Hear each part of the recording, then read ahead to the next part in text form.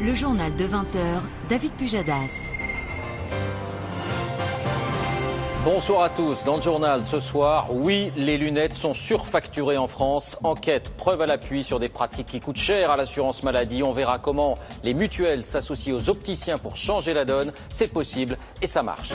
D'abord l'actualité de ce lundi. La France, elle aussi, a été massivement espionnée par les États-Unis. Des millions de conversations SMS ou mails ont été interceptés. Invraisemblable et choquant, répond le gouvernement. Jacques Cardot sera en direct à Washington. Accord conclu chez Peugeot, gel des salaires et flexibilité contre garantie sur l'emploi et les usines. L'industrie française est-elle en train de changer de culture? Jean-Paul Chapelle nous répondra. Les suites de l'affaire Leonarda, on fait le point ce soir sur notre politique du droit d'asile.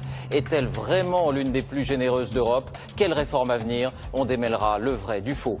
Dans l'actualité également, quand Google se met à cartographier aussi les fonds marins, après Hawaï ou les Galapagos, la Méditerranée est mise en fiche. Un témoignage qui montre que tout est possible. À 14 ans, il était délinquant, il dormait dehors. À 20 ans, il est chef d'entreprise et emploie 8 personnes. Jason Joly raconte dans un livre un parcours hors norme. Et puis on évoquera ce tirage au sort clément pour l'équipe de France de football. Elle affrontera l'Ukraine en barrage pour la Coupe du Monde.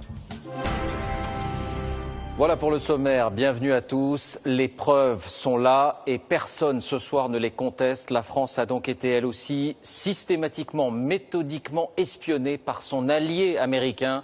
Le journal Le Monde, qui s'appuie sur de nouveaux documents d'Edward Snowden, révèle que des dizaines de milliers d'acteurs économiques, d'hommes politiques ou de simples citoyens ont vu leurs messages ou leurs conversations interceptées. On est bien au-delà de la lutte antiterroriste, c'est bien l'espionnage économique dont il s'agit. Nicolas Châteauneuf, Ulysse Mathieu. L'image est furtive. L'ambassadeur américain remonte dans sa voiture et quitte le Quai d'Orsay où il était convoqué. Sommé de s'expliquer sur l'espionnage massif de citoyens français par les États-Unis. En visite à l'étranger, Jean-Marc Ayrault se dit choqué. C'est invraisemblable qu'un pays ami, qu'un pays allié comme les États-Unis puisse à ce point aller jusqu'à espionner autant de communications privées qui n'ont aucune justification stratégique, aucune justification de défense nationale de la part des États-Unis. Donc il faut que les États-Unis répondent. Les chiffres donnent une idée de l'ampleur de l'espionnage pratiqué en France.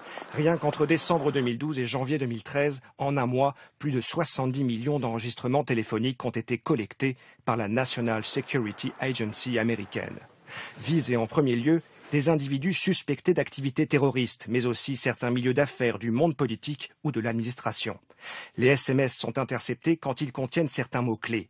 Les appels quand ils visent certains numéros. Au final, SMS, conversations et historiques sont conservés.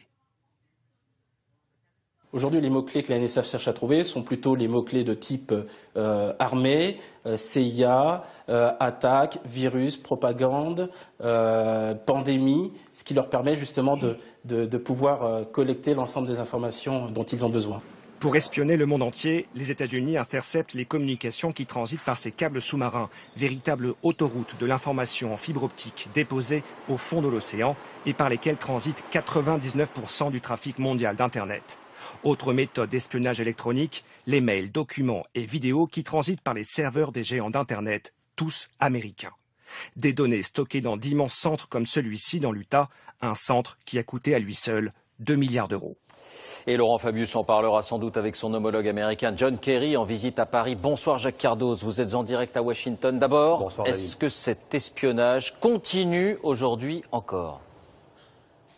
Eh bien, il y a toutes les raisons de le penser, David, parce que les Américains considèrent que l'espionnage est une arme. Et à ce titre, ils s'en servent, ils l'assument. Et en plus, ils ajoutent même qu'ils n'ont pas forcément d'explication à donner. C'est le sens d'un discours qu'avait donné Barack Obama en juin dernier. Alors, à ce titre, et parce que ça concerne la sécurité du pays, eh bien, on écoute aussi bien des pays ennemis que des pays émergents. Le Mexique, le Brésil, la présidente du Brésil, Dilma Rousseff, a eu beau annuler une visite d'État ici à Washington. Rien n'a changé. Et aussi bien donc des pays amis, la France, comme le Royaume-Uni. Alors justement, est-ce qu'on s'attend à Washington à une dégradation des relations avec la France ou est-ce que ces protestations sont considérées comme un peu convenues ? Eh bien, en fait, je crois qu'il n'y a pas grand risque qu'il y ait une dégradation, David, parce qu'on se souvient de l'affaire des micros cachés à l'ambassade de France. Ici, à Washington, les Américains avaient promis des explications. Rien n'est arrivé. La bouderie a duré quelques heures, quelques jours. Les Américains considèrent qu'il y a comme une forme de guerre de la collecte d'informations dans le monde et qu'à ce titre, eh bien, les Européens ou les Français n'ont qu'à être plus malins que les autres. Merci.